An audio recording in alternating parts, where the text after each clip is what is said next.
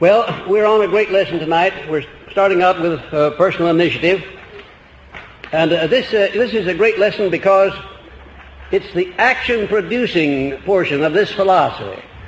It wouldn't make very much difference whether you understood all of the other principles or not if you didn't do something about it. Now, would it? No.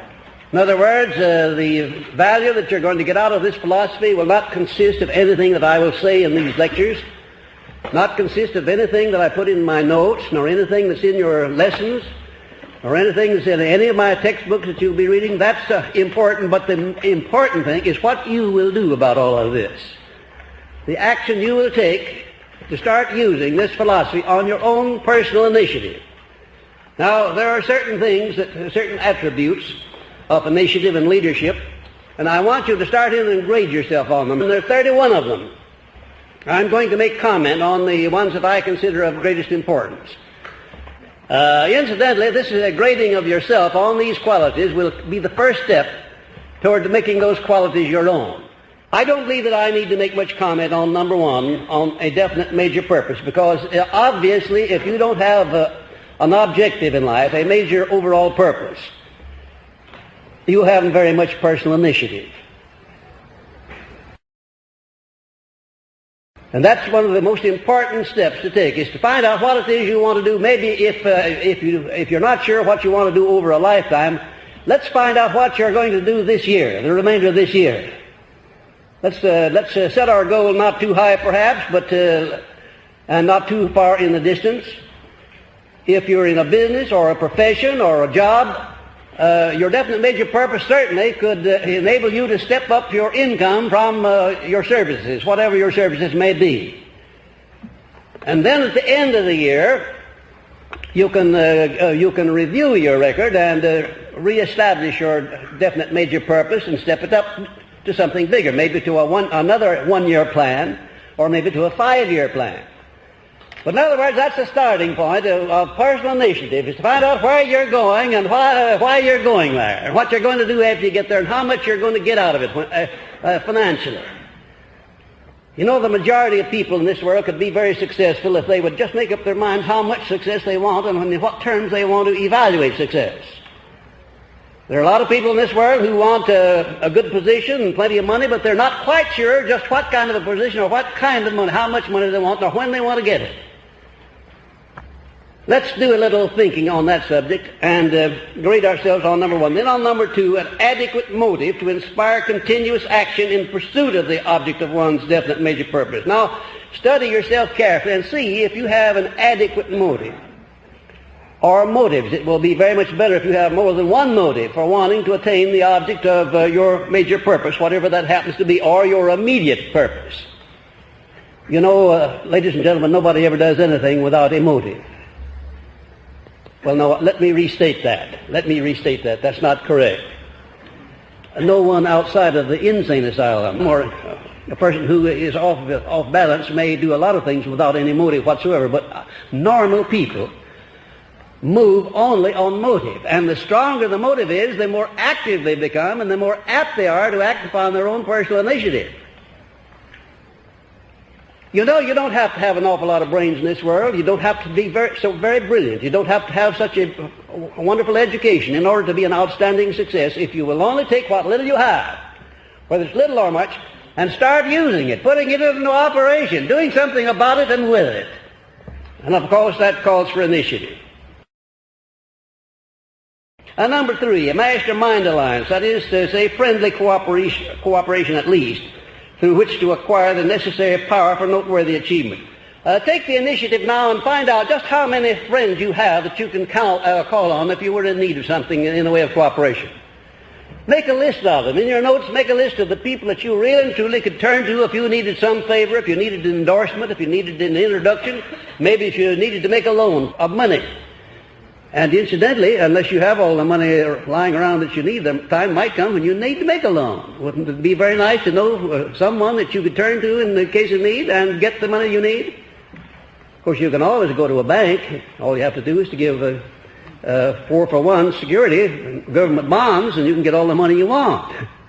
But there are times when you want medium sums perhaps, or you want other favors comparable to the borrowing of money. And you need to have somebody, the acquaintance of somebody cultivated so that when you turn to them for favors, you can get them. But above all, if you're aiming at anything above mediocrity, you need to have a mastermind alliance of one or more people beside yourself, who not only will cooperate with you, but who will go out of the way to help you and assist you, and who have the ability to do something that will be of benefit to you. And it's up to you to take the initiative to build those mastermind allies. You know, they don't just come along and join you because you're a good fellow. You have to lay out a plan. You have to have an objective. And you have to find the people suitable to make up your mastermind alliance. And then you have to give them an adequate motive for becoming a mastermind ally of yours. Now, incidentally, I happen to know that the vast majority of people do not have a mastermind alliance with other people. And don't be afraid to grade yourself 0 on this one if you don't have one. But next time you come to grade, don't grade 0. Grade higher than that. And the only way you can grade higher, if you grade 0 now, is to start in and find at least one mastermind ally that you can attach yourself to right now, in the beginning. Number 4, self-reliance in proportion to the nature of your major purpose. Find out just exactly how much self-reliance you have.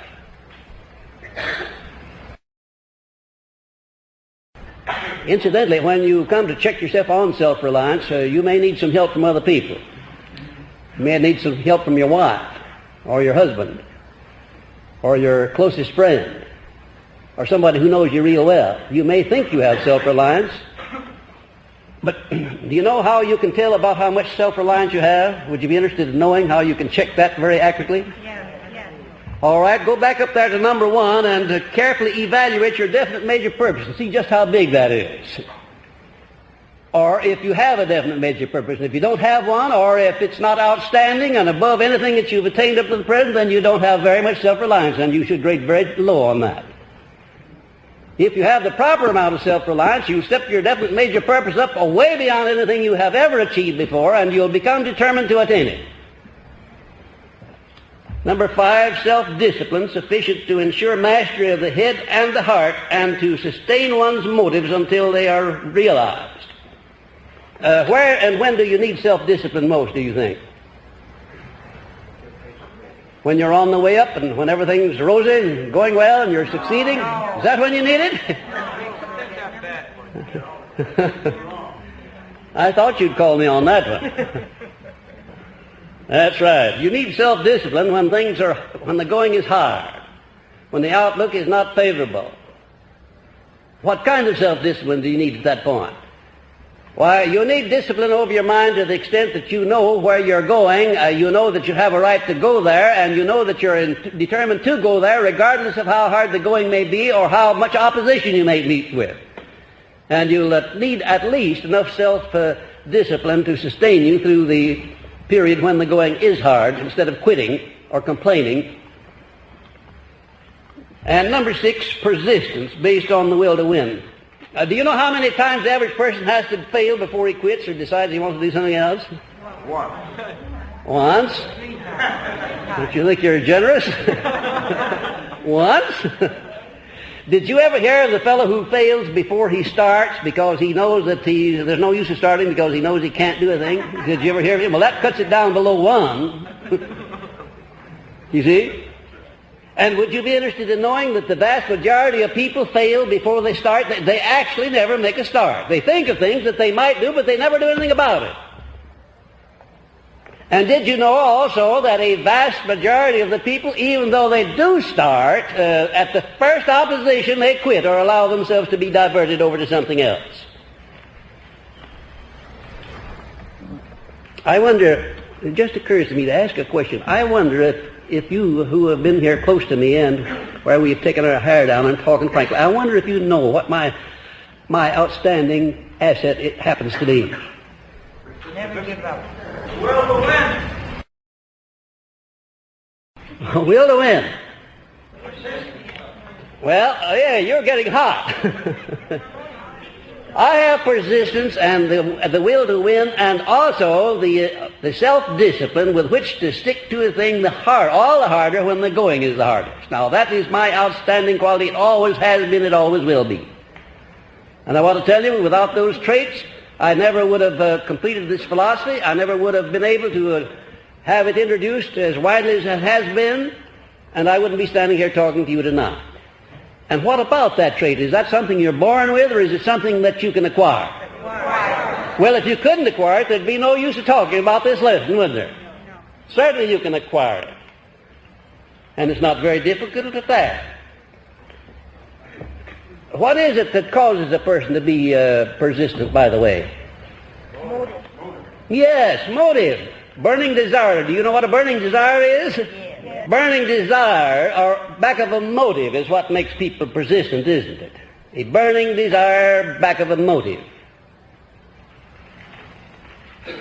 I never think of persistence and a burning desire that I don't think of my courtship. I remember that I put more persistence and more burning desire back of my courtship than anything else that I ever went into in my life. And I want to tell you, without that, I don't think you get very far in a courtship. Well, don't you think you could transmute that emotion over to something else, putting it back of your business or your profession or your job, and have just as much emotional feeling about attaining success in your job as you could about selling yourself to the one of your choice? Don't you think you could do that? You know what that word transmute means, by the way? Do you? What does it mean? Fine. Fine. Marvelous. Have you ever tried it on anything or anybody? Yes. Marvelous.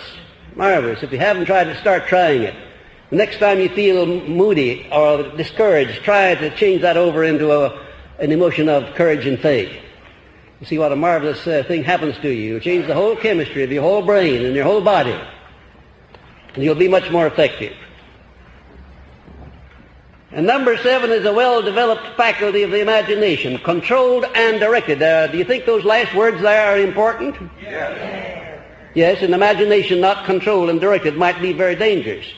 I once made a survey, made an analysis of all of the men in the federal penitentiaries of the United States. I did that for the Department of Justice. And you'll be interested in knowing that the majority of the men in the penitentiary were there because they had too much imagination. But it was not controlled and directed in a constructive direction. Now, imagination is a marvelous thing, but if you don't have it under control and if you don't direct it to definite ends, constructive ends, it may be very dangerous to you. And number 8, the habit of forming definite and prompt decisions. By the way, do you do that? Do you form definite and prompt decisions when you have all of the facts in hand with which to make decisions? Yes. Well, I think some of you are just a little bit too modest. Well, seriously, friends, if you do not have the habit of making decisions promptly and definitely, clear-cut decisions, when all of the facts are in, you're loafing on the job, you're procrastinating, and you're destroying this very vital thing called personal initiative. One of the finest places to start practicing personal initiative is to learn to make decisions firmly and definitely and quickly once you have all of the facts available. Now, I'm not talking about snap judgments. I'm not talking about opinions or snap judgments based upon half-baked evidence. I'm talking about facts, all of the facts on a given subject, which are not in your hands and available. You should then do something with those facts. You should make up your mind exactly what you're going to do and not dilly-dally around, as so many people do. Because if you do that, first thing you know, you will be in the habit of dilly-dallying around in connection with everything. In other words, you will not be a person who acts upon his own personal initiative.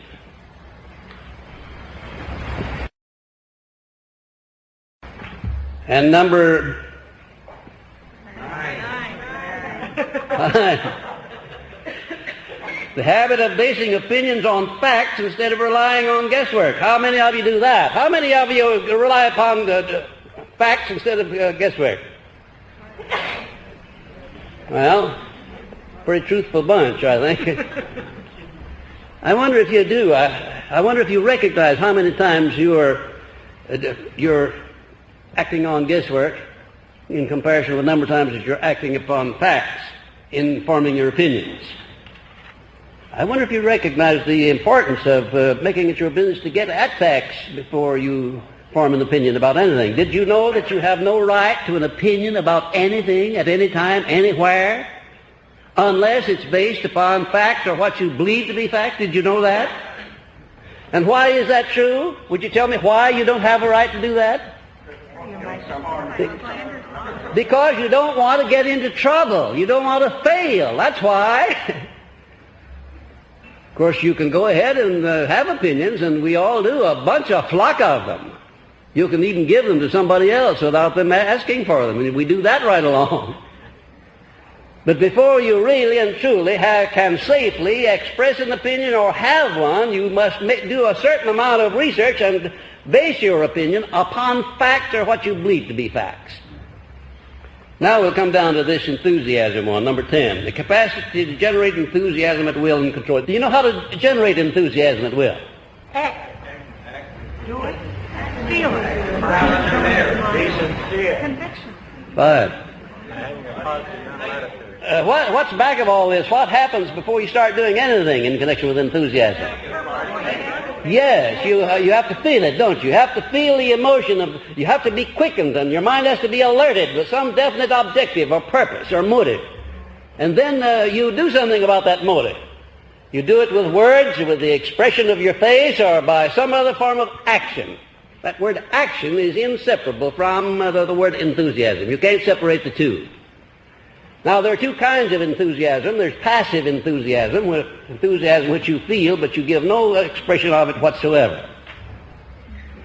And there are times when you need that kind, believe you me. Because if you don't have that kind, you disclose to other people what goes on in your mind at times when you don't want that to happen.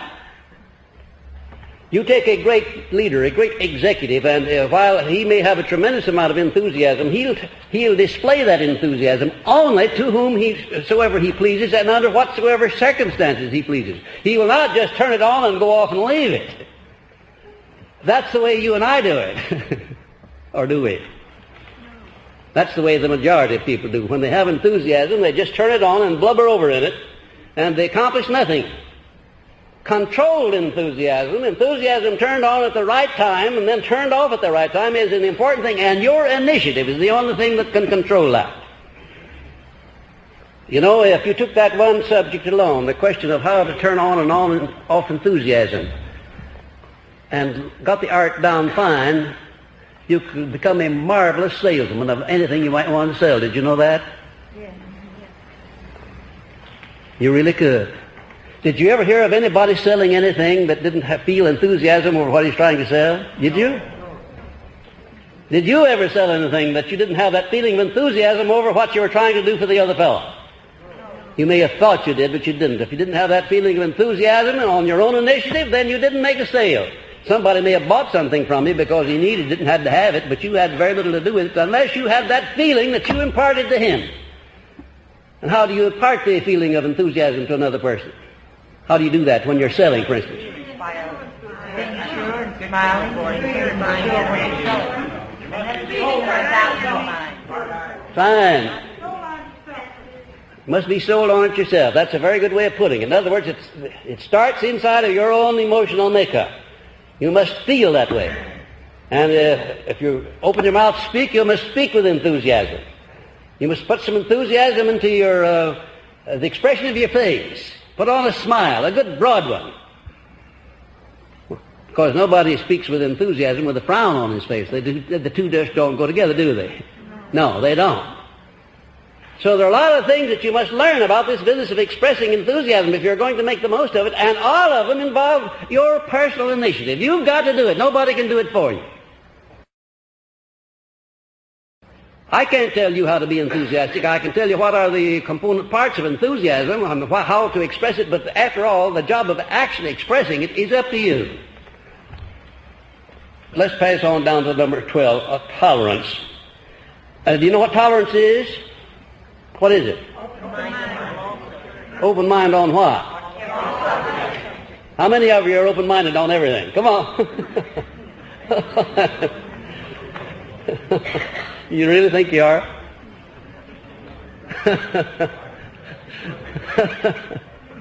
I'd hate to tell you how far off you are on that one. because you're friends of mine, and I want to keep you that way. Open-minded on all subjects? I'll admit that I'm not. I'm not open-minded on all subjects. I'm open-minded on a lot of subjects, the ones I want to be open-minded on. But we shouldn't. We shouldn't have any attitude toward anybody under any circumstances unless it's based upon something to justify that attitude, or what we believe to justify it, at least. Do you have any idea how much value do you deprive yourselves of all the way through life just because you close your mind against somebody you don't like, when that person might be the most beneficial person in the world to you if you only had an open mind toward him? Did you know that one of the costliest things in an industrial or a business organization is the closed minds of the people that work there? Did you know that? If you don't know that, I want you to find it out. It's the most costly thing in any business organization or in any industry is the closed minds of the people who work there, closed toward one another, closed toward opportunities, closed toward the people they serve, and closed toward themselves. When you speak of intolerance, you often think of somebody who doesn't like the other fellow because of his religion or his politics. Well, that doesn't scratch the surface of the real meaning of this subject of intolerance. It extends to almost every human relationship. And unless you do form the habit of maintaining an open mind on all subjects, toward all people, at all times, you'll never be a great thinker. You'll never have a great magnetic personality. And you certainly will never be very well liked unless you do have an open mind. Did you know that you can be very frank with people whom you don't like and who do not like you if they know that you're sincere and that you're speaking with an open mind? Did you know that? Yeah. The one thing that people will not tolerate is to recognize that they're talking to somebody whose mind is already closed and what they're saying has no effect whatsoever, regardless of how much value there is to it or how much truth there is to it. And there are a lot of people in this world whose minds are so definitely closed on so many things that you couldn't crack the mind with a sledgehammer and you couldn't get an ounce of truth in there if you lived 100 years. They're just closed up tight, sealed, hermetically sealed. Number 13, the habit of doing more than you're paid for, always. How many do that? Let me have your hands. What's the matter with the ones who don't? Is there anything wrong with this habit? Oh, that word always. All right, let's leave it off. How many of you follow the habit of rendering more service and better service than you're paid to render? Part of the time. Part of the time. Well, that's more like it. That's more like it. That's something in connection with which you certainly have to move on your personal initiative. Nobody's going to tell you to do that. Nobody's going to expect you to do that. That's something that's entirely within your own prerogative.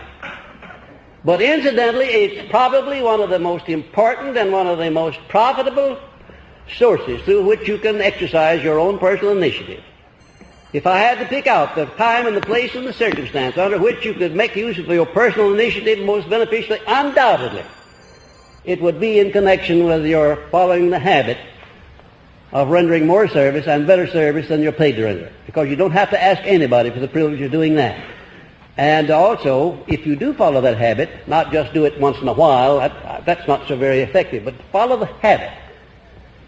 Sooner or later, the law of increasing returns begins to pile up dividends for you, and when the dividends come back, they come back greatly multiplied. I want to tell you that when you start living by this principle of going the extra mile, you can expect unusual things to happen to you, and they'll all be pleasant, every one of them. And number 14, tactfulness and a keen sense of diplomacy. How many of you have tactfulness and a keen sense of diplomacy? Let me see your hands on that one. Well, now, that's pretty good. That is pretty good. Well, now, maybe that definition is a little too broad. How many of you are tactful in your conversations with people, just ordinary conversations? Tactful. Well, that's pretty good. What do you think about this business of being tactful? Is it worth the time it takes to be tactful, do you think? Yes. You think it is? Why?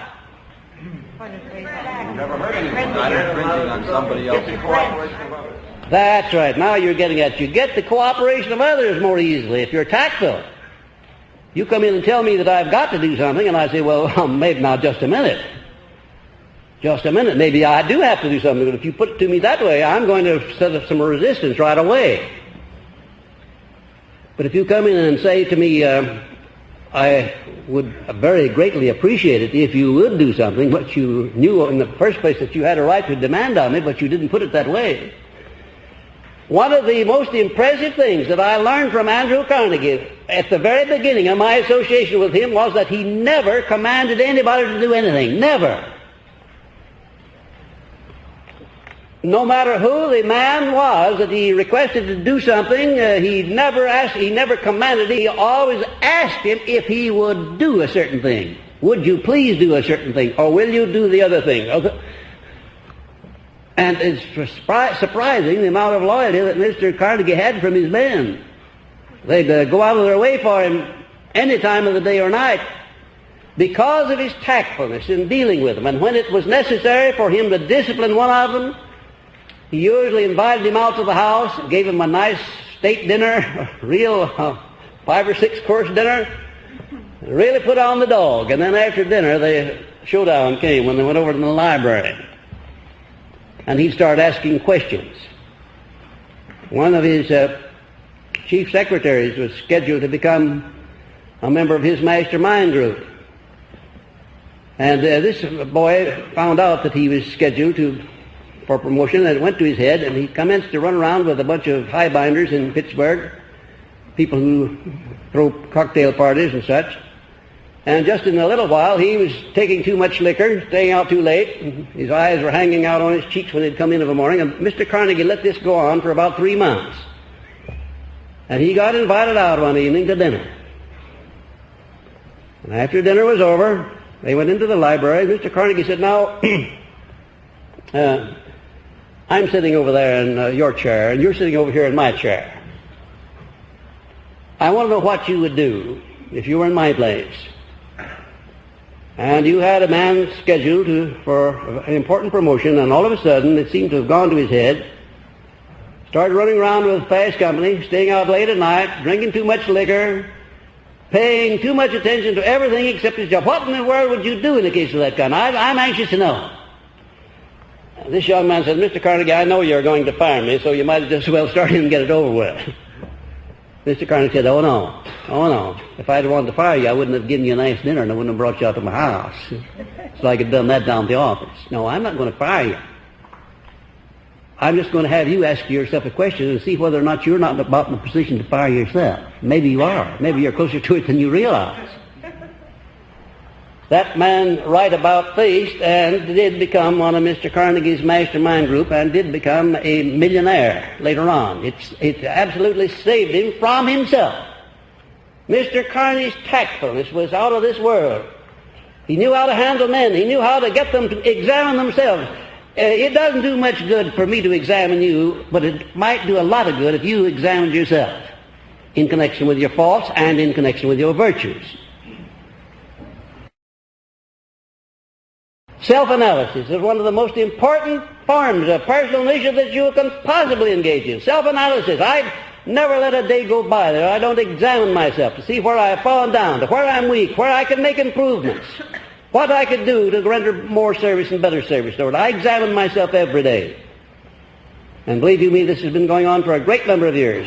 And even today, I can always find some place where I can improve, where I can do something better or something more.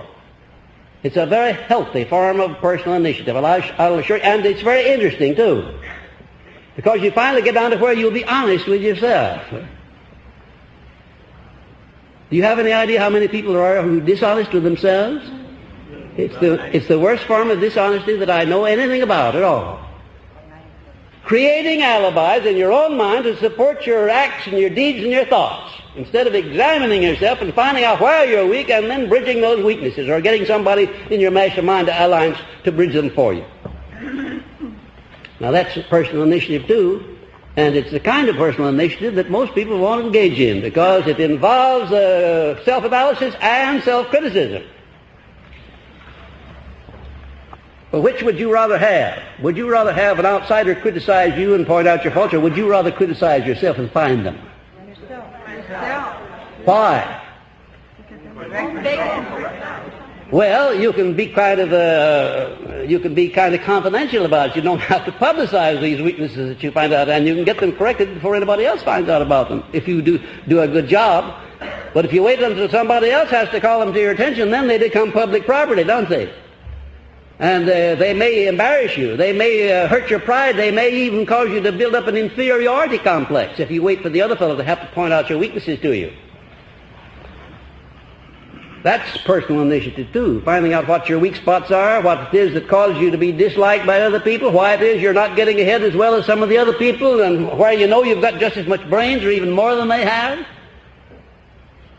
Another marvelous place to take the personal initiative is to compare yourself with other people who are succeeding beyond your success. Make comparisons and analyses and to see what it is they have that you don't have. You'll be surprised to find out how much you can learn from the other fellow, maybe the fellow you don't like very well either. You can learn something from him. If he's ahead of you, if he's doing better than you are, believe you me, you can always learn something from the man who's doing better than you're doing.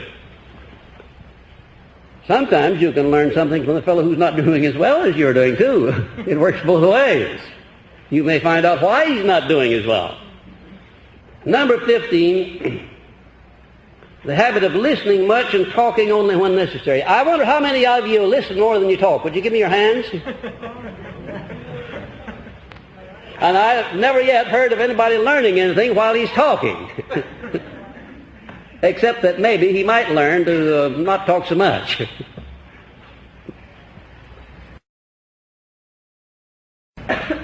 Well, now this seems kind of funny, but it's not funny, it's very serious. The vast majority of people do a lot more talking than they do listening, and they seem dead bent on getting the other fellow told off instead of listening to see what the other fellow has to say that they might profit by. Listening much and talking when necessary. Think first and talk last. And 16, a well-developed sense of observation of details.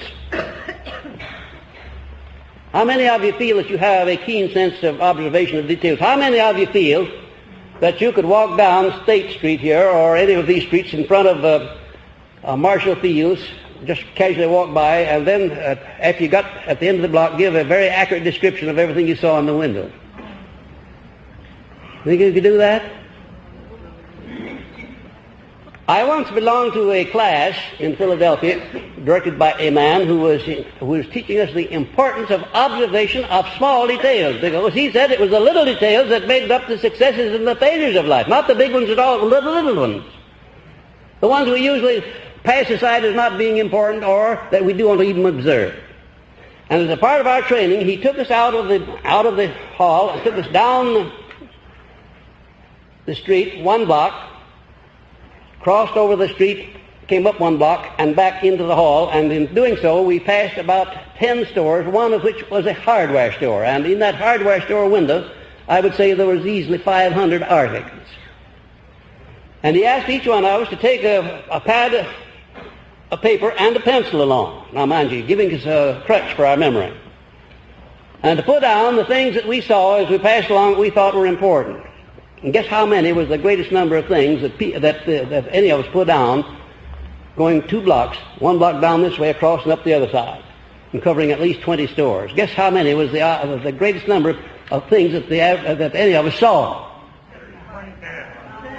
30, 20, 25. You'll be surprised. The greatest number of things that anybody had down was 56. And when this man came back, he didn't have any paper, no pencil. He listed 746 and described each one of them and told what window it was in and what part of the window it was in. I didn't accept it. I had to go down after the class was over and backtracked him and checked it, and he was absolutely 100% accurate. In other words, he had trained himself to observe details, not just a few of them, but all of them. And believe you me, a good executive, a good leader, a good anything is a person who observes all the things that are happening around him, the good things and the bad things, the positives and the negatives. He doesn't just happen to notice those things that interest him. He notices everything that may interest him or may affect his interests. Attention to details. Number 18, the capacity to stand criticism without resentment. How many of you can do that? Come on, give me your hands. Now I'm going to test you another way. How many of you invite criticism that is friendly criticism from other people? How many of you invite it? You're overlooking a bet there, my friends. Those of you who didn't vote, you're overlooking a big bet. Because one of the finest things that could possibly happen is to have a regular source of friendly criticism of the thing that you're doing in life, that thing that constitutes your major purpose at least. I invite it because the things that you're doing daily that may offend other people, you think they're all right or you wouldn't be doing them. And you're going to keep on doing them if somebody doesn't call them to your attention. Is that right? Right. So you need a source of friendly criticism. It's one of the most marvelous things in the world. I'm not talking about these people who don't like you and criticize you just because they don't like you. That's no good. I wouldn't let that have any effect on me whatsoever. And on the other hand, I wouldn't pay too much attention to the person who gives me friendly criticism just because he loves me. You know, you can do yourself justice. Much damage that way. I've heard it said out in Hollywood that those stars out there, when they begin to believe they're press agents, and sometimes they do, they're just about through. That's right. Well, you need to have the privilege, ladies and gentlemen, of looking at yourselves through the eyes of other people. You need that privilege. Yeah, we all need it. Because I'll assure you that when you walk down the street, you won't look the same to the other fellow that sees you as you think you look to yourself. And when you open your mouth and speak in conversation or otherwise, you don't, what registers in the other man's mind is not always what you think is registering at all. You need criticism.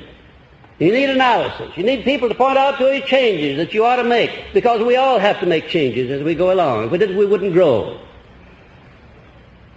But did you know that the majority of people resent any kind of suggestion or criticism whatsoever that differs from what they're doing?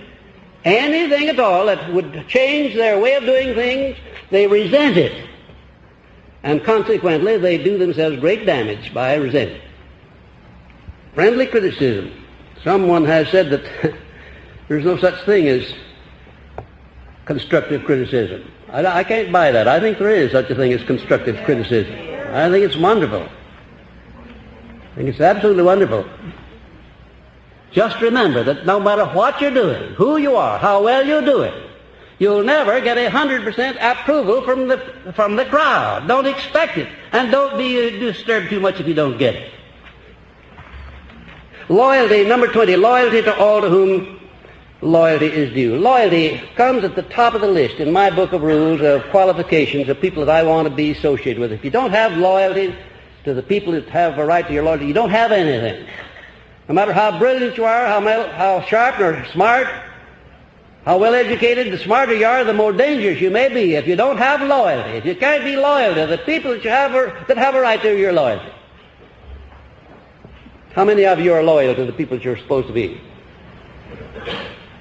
Well, that's grand. That's grand. I don't mean to make any of you tell lies, and I'm sure you wouldn't. But I just wanted you to check up. You see, when you start voting on something, before you do it, usually speaking, you stop to think, well, now, do I have loyalty? Do I? And if you don't have it, why, you think of the person in connection with which you don't have that loyalty, and you decide maybe to do something about it. Now, I have loyalty to people that I don't even like. But I do have a sense of obligation to them if I'm related to them in business or professionally or otherwise, or in the family circle. There are a few people there that I don't particularly like. But I'm loyal to them because I have that obligation. If they want to be loyal to me, that's all right. If they don't, that's their misfortune, not mine. I have the privilege of being loyal, and I'm going to live up to that privilege because of the values I get out of it, because I have to live with this fellow. I have to sleep with him. I have to look in the mirror every morning and shave his face. I have to give him a bath every once in a while. And, you know, I have to be on good terms with him. You can't live with a fellow that closely and not be on good terms with him. To thine own self be true, and it must follow as night to day. Thou canst not then be false to any man. And Shakespeare never wrote anything more beautiful and more philosophical than that. To your own self be true. Be loyal to yourself, because you have to live with self.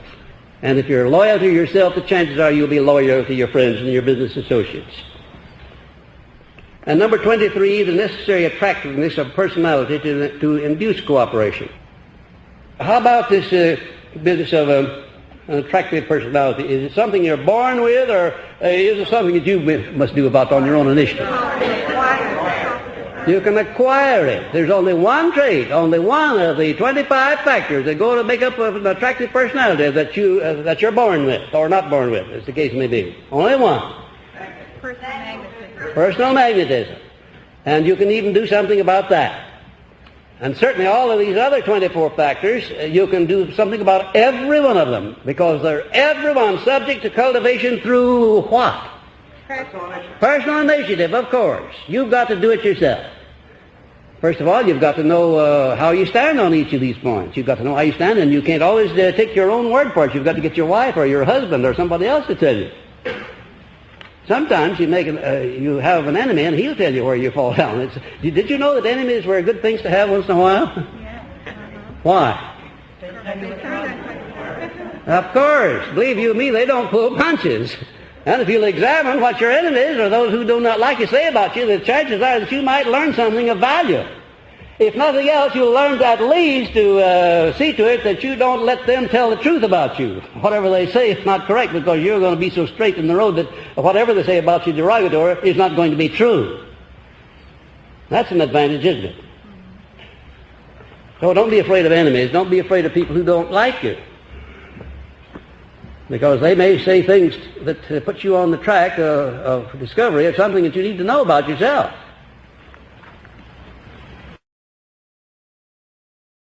I had a salesman come in to see me some years ago, and he said that he had been with his company about 10 years.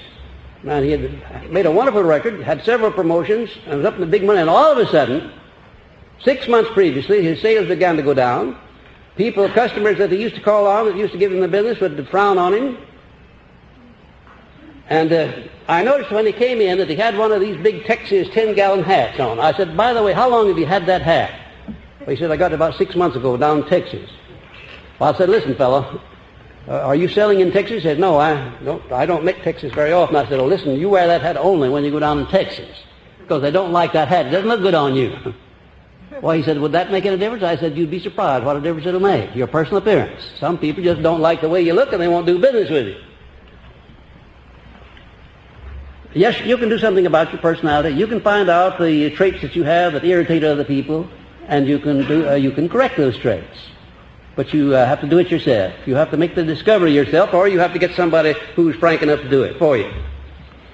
And then number 24, the capacity to concentrate full attention upon one subject at a time. When you start to make a point, exploit it right down to its final analysis and make a climax, and then get on to your next point. Don't try to cover too many points at one time. If you do, you'll not cover any points at all. I wonder how many of you have been making that mistake in your relations with other people, and in selling, and in public speaking, or whatever you're doing. It used to be one of my most outstanding weaknesses. I used to do just that very thing. And I had a man come to me and call that to my attention. Now, I think no training that I ever had in public speaking was as valuable as that, and it was for free. He didn't charge me anything for it. He said, you have a wonderful command of English. You have a marvelous capacity for enthusiasm. You have a tremendously big store of illustrations that are interesting, but he said, you have a bad habit of taking off after something out there that's not related to the point you're making, and then coming back later on picking up the point. Meantime, it's gotten cold. You see?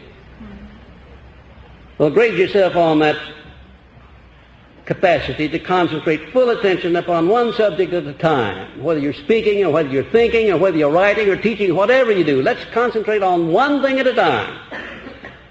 And then on the habit of learning from your mistakes. If you don't learn from your mistakes, why, you might just as well not make them.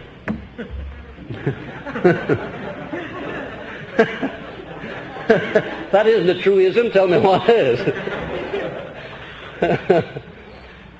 I never see a man duplicating a mistake over and over again that I don't think of that old Chinese aphorism: if a man fool me once, shame on the man, but if you fool me twice, shame on me. There are a lot of people that should say shame on me because they just don't seem to learn from mistakes at all. And number 26, a willingness to accept full responsibility for the mistakes of one's subordinates. If you have subordinates and they make mistakes, it's you who have failed and not the subordinates. Remember that, will you? Either train him how to do the thing right or else put him in some other job where you won't have to supervise him. Let somebody else do that. But the responsibility is yours if the person working under you is subordinate to you. Number 27, the habit of adequately recognizing the merits and abilities of others. Don't try to steal the thunder from the other fellow. If he's done a good job, give him full credit. Give him double credit. Give him more than he's entitled to, rather than less. And a little pat on the back has never been known to hurt anybody when you know he has done a good job.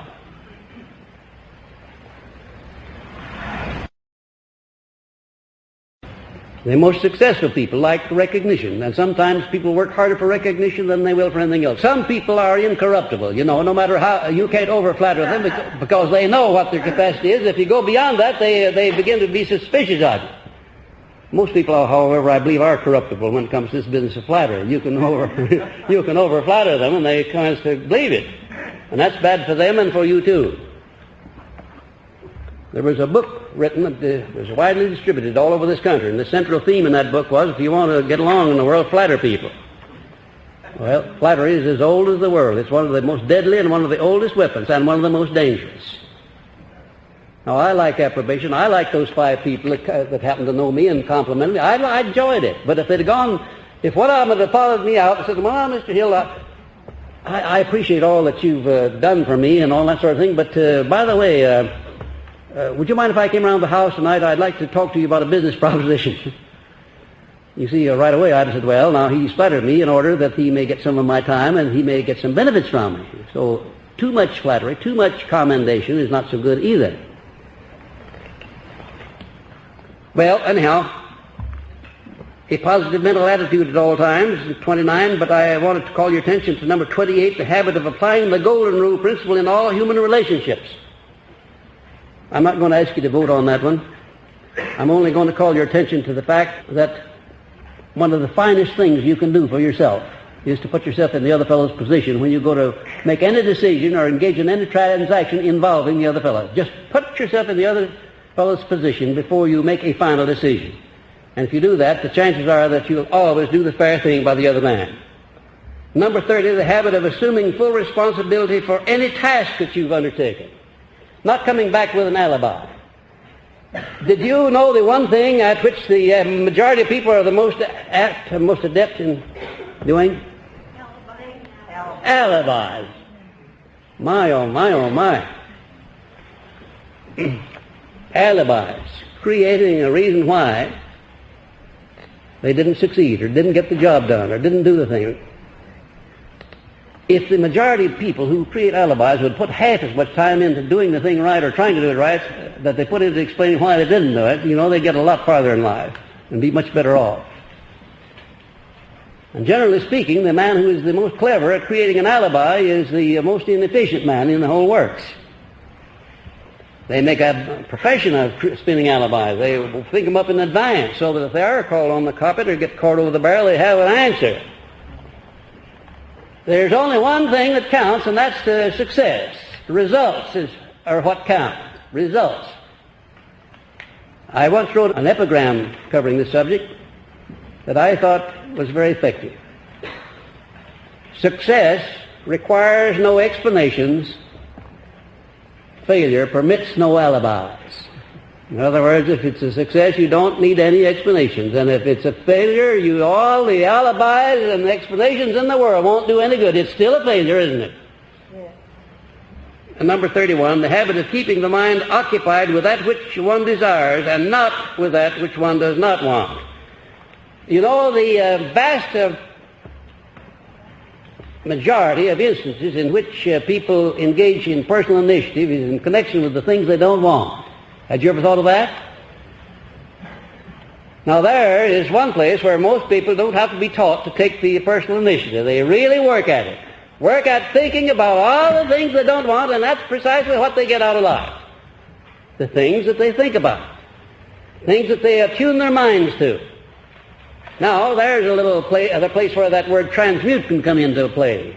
Instead of thinking about the things you don't want, the things you fear, the things you distrust, the things you dislike, think about all the things you like, all the things you want, and all the things you're going to become determined to get. I must tell you something that happened last Saturday. I went down to the travel agency to get my ticket changed so I could come back on Monday instead of Sunday. When I walked in, the manager of the travel agency grabbed my hand when he saw who I was and introduced himself and started in to sell me Think and Grow Rich. In a little while he still had hold of my hand talking to me, a man came in, a friend of his, who was connected with one of the airlines, and he heard the name Napoleon Hill, and he grabbed the other hand and started to sell me Think and Grow Rich. And he said, you may be interested in knowing that before I went with the airline, I had a sales organization with approximately 100 people, and I required every salesman to have all of your books. That was a must. Well, I felt pretty good.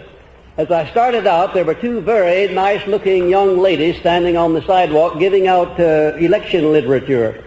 And as I passed by, one of them said, say, aren't you Napoleon Hill? I turned around and bowed. I said, yes, I am. Who are you? She said, well, I was at a woman's club about 2 years ago when you delivered an address, and this is my cousin here. Both of our husbands are very successful now due to the fact they have read your books. I went on over to my car, and a policeman was making out a ticket. You see, all this talk... this is the payoff.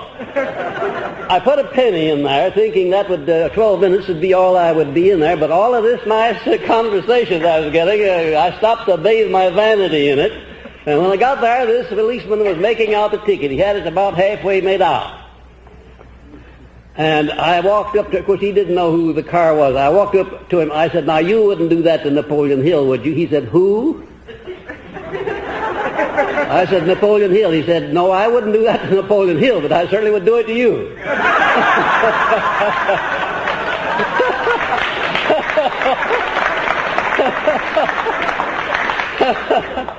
Well, I introduced myself. I took out my credit card and handed it to him and my driver's license, and he said, well, I'll be a monkey's uncle. He took the tab and tore it up, and he said, we just forget about that. And he said, you may be interested in knowing that I'm on the Glendale police force as a result of reading your book, Think and Grow Rich.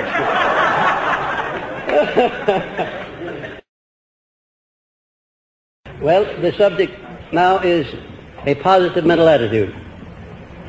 I want to call your attention to the fact that nothing constructive and worthy of man's efforts ever has been or ever will be achieved except that which comes from a positive mental attitude based on definiteness of purpose and activated by a burning desire and intensified until the burning desire is elevated to the plane of applied faith. Now, here are 5 steps, 5 different conditions of the mind, all of which lead up to a positive mental attitude. Take number 1, for instance, wishes. Everybody has a stock of wishes. They wish for this, they wish for that, and they wish for the other thing. We all have wishes. Well, nothing very much happens when you just wish for things, does it? No. Nothing happens. Well, then you go a little bit further and you become curious. You put in a lot of time through idle curiosity. And do you think anything ever happens worthwhile in connection with the expression of idle curiosity? However, you can and you do consume a lot of time oftentimes with idle curiosity, don't you? You put in a lot of time oftentimes studying what your neighbors do or do not do, what your competitors do or do not do, just out of idle curiosity.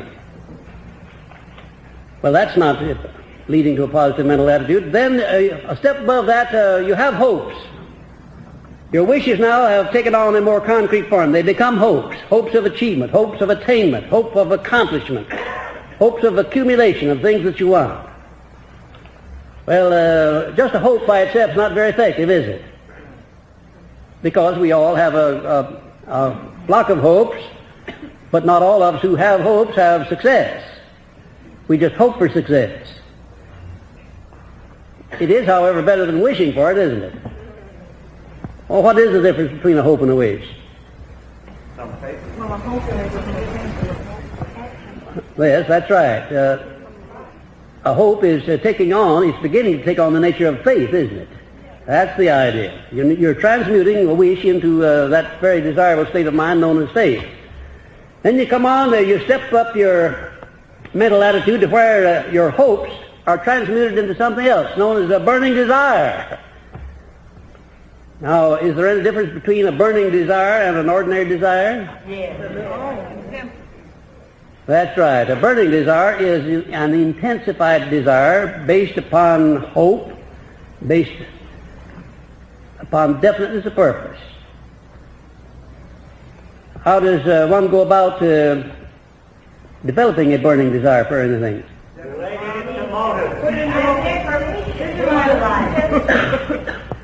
If I didn't know the answer to this, believe me, I could get me a flock of answers here, couldn't I? That's fine. Well, a burning desire is an obsessional desire, isn't it? And it certainly, you cannot have a burning desire without a motive or motives back of it, can you? Wouldn't it be interesting if you kept a tabulation for 2 or 3 days of the exact amount of time you put in thinking about the no-can-do side of life and the can-do side, or the positive side, the negative side? You might be astounded if even the most successful people would be astounded to find out how many hours they put in each day in negative thinking. And the very outstanding successes in the world, the great leaders, are the ones that put in very little, if any, time in thinking on the negative side. They put in all of the time thinking on the positive side. I once asked Henry Ford if there was anything in the world that he wanted to do that he couldn't do, and he said no, he didn't believe there was. I asked him if there ever had been. He said, oh yes, back in the early days before he had learned how to use his mind. And I said, well, now, just what do you mean by that? Well, he said, now, when I want a thing, I want to do a thing, I start in finding out what I can do about it, and I start doing that, and I don't bother about what I can't do because I just let that alone. That was a homely statement, but I want to tell you there's a world of philosophy wrapped up in that statement. He put his mind into doing something about the part that he could do something about, and thinking about that and not about the part that he couldn't do anything about. I venture the suggestion that if you put a problem to the majority of people, a difficult problem, they will immediately begin to tell you all of the reasons why the problem can't be solved. And if there are some things about the problem that are favorable and some that are unfavorable, the majority of people will see the things that are unfavorable first, and oftentimes never see the favorable side. I don't believe there are any problems in connection with which you can't do something, in connection with which there are not some favorable sides too. I can't think of a single problem that could confront me that wouldn't have a favorable side to it. If nothing else, the favorable side would consist in the fact that I would say that if it's a problem I can solve, I will solve it, and if it's a problem I can't solve, I'll not worry about it. And that's something. But the majority of people, when they're confronted with difficult propositions or problems that they can't solve, they start worrying, and then they go into what kind of a state of mind? Negative state of mind. And do you ever accomplish anything worthwhile when you're in that state of mind? No, you don't. You're only muddying the water when you make your mind negative. You never accomplish anything worthwhile. You have to learn to keep your mind positive all the time when you want to do things worthwhile. Does a positive mental attitude attract opportunities, or does it repel them? Does a negative mental attitude attract favorable opportunities for you, or repel them? It repels them, doesn't it? Definitely. And does that repelling of opportunities have anything to do with your merit or right to have opportunities? Nothing whatsoever. Absolutely not. You may be just, you may have the right to all of the good things in life. You may be entitled to them, but if you have a negative mental attitude, you will repel the opportunities leading to the attainment of those things. So your job, manly, is to keep your mind positive so it will attract to you the things that you want, the things that you desire, the things that you are going after. Had you ever stopped to think why it is that prayer generally doesn't bring anything about except a negative result? Had you ever stopped to wonder about that?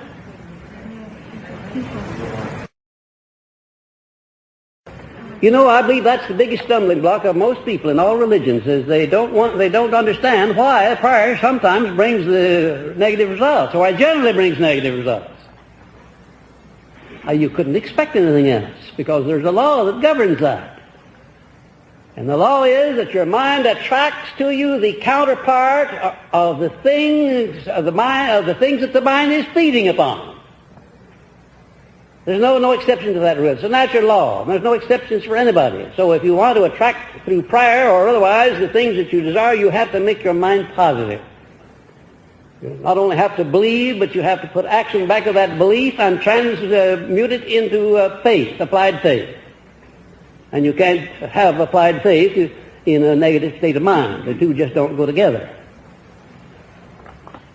Constructive mottos are often used by people who recognize what a powerful influence one's daily environment has on the maintenance of a positive mental attitude. The entire industrial plant of the R.G. Letourneau Company, with 2,000 employees, was positivized by placing mottos printed in large letters in all departments and changing them weekly, such as the ones that you see here. Now, those mottos were written for a purpose. Every department in that great sprawling plant of the Letourneau Company, every department had those mottos replaced there regularly, sometimes daily in the cafeteria and in the other departments weekly. And the mottos are written in the letters a half a foot high, so that you could read them all the way across the building. And believe you me, every time they walked into their department, well, they saw that motto. By the way, we had a funny experience with them. I was standing in the cafeteria one day when the motto was placed up. See, the cafeteria was a place where all the men lined up to get their meals at noontime, and we could catch them all there at one time or another during the day. And the motto read, just remember that your real boss is the one who walks around under your hat. I'd think that would be as plain as mud to anybody that would read it. It would mean that you're the real boss in final analysis. But I heard a man let out an Indian yell, and he said, boy, that's what I've always said. I've always known that my foreman was a louse.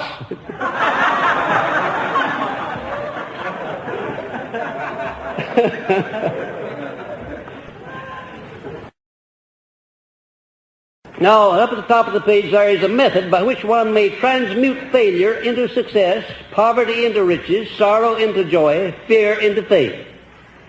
The transmutation must start with a positive mental attitude, because success, riches, and faith do not make bedfellows with a negative mental attitude. The transmutation procedure is simple. Now, here it is. And you can very well afford to come back to this many times and assimilate it and make it your own. Number one, when failure overtakes you, start thinking of it as if it had been a success. Do you think that would be difficult to do? Yeah. Do you think it would? No, it wouldn't. No, it wouldn't at all. In other words, thinking of it, what would have happened if it had been a success instead of a failure? Seeing yourself in the success side of the situation and not in the failure side. Start imagining or imaging the circumstances of the failures in your own imagination as being a success.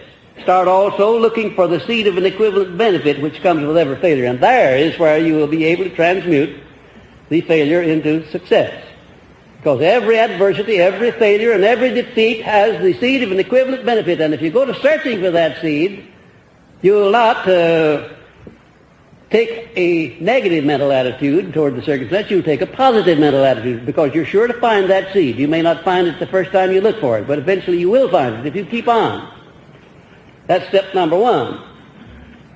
Number two, when poverty threatens to catch up with you or has actually caught up, start thinking of it as riches, and visualize the riches in all the things that you would wish to do with actual riches.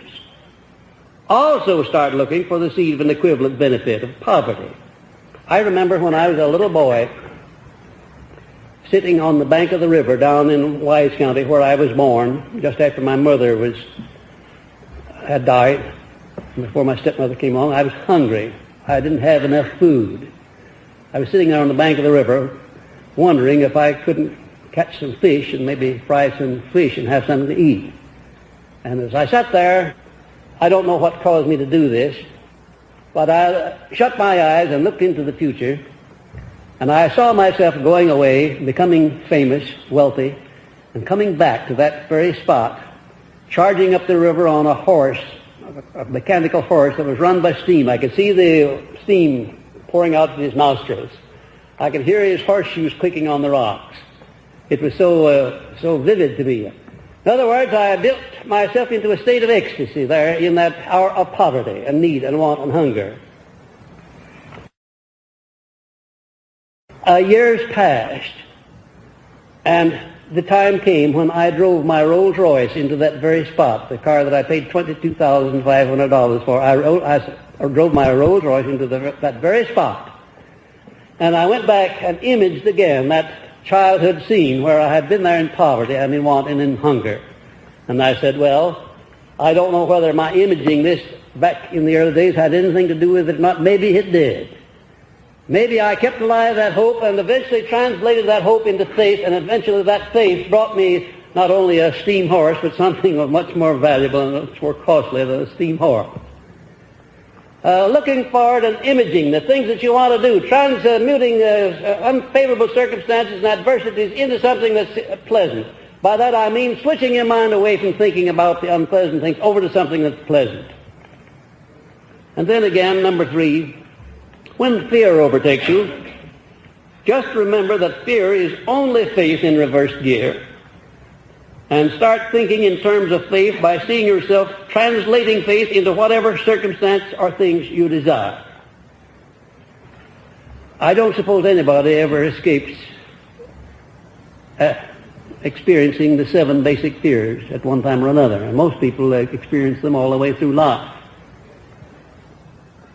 But certainly if you allow fear to take possession of you and to grip you, it'll become a habit.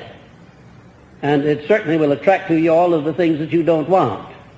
You have to learn to deal with fear by transmuting it or translating it or transforming it over in your mind into something the opposite of fear. In other words, faith. If you fear poverty, commence thinking of yourselves in terms of opulence and of money, and thinking of ways and means that you're going to earn that money and acquire it, what you're going to do with it after you get it. Why, you can daydream, and there's no end to the daydreaming you can do.